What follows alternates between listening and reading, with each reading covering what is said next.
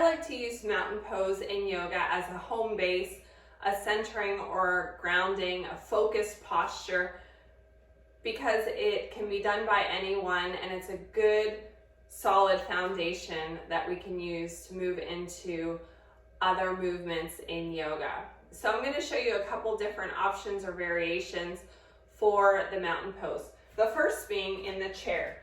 Anytime we do yoga in the chair, we don't want to sit all the way back in the chair and rest our back. We want to engage our core, making sure our sits bones are evenly on the floor.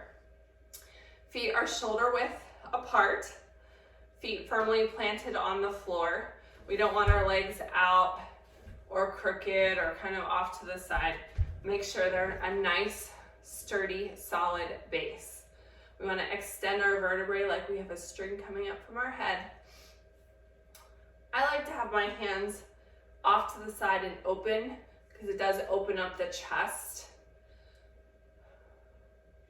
Now we have a couple other variations. We can bring our arms up, making sure our shoulders are away from our ears.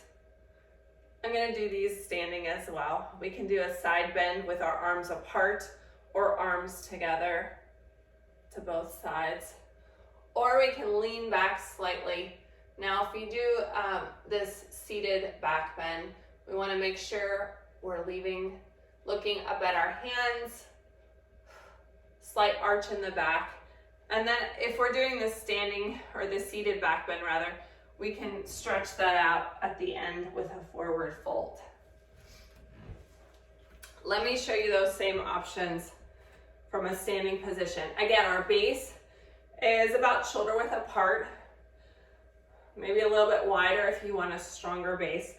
We really want to press our heels into the floor, our balls of the feet, and each one of our toes, spreading them and gripping them on the mat. Once you grip everything, you'll feel the underside of your arch doming.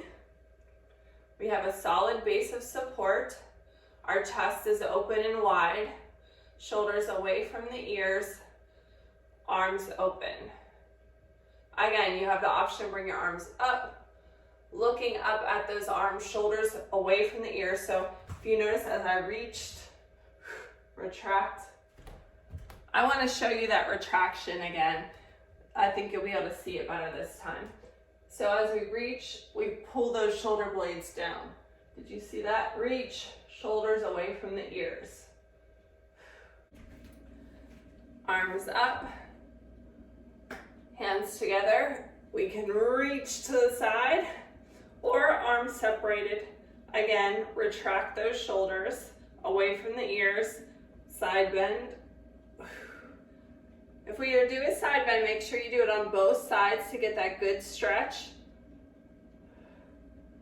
We can also do the variation of a standing back bend, which I have another video just on standing back bend. So make sure you watch that if you want to try this option.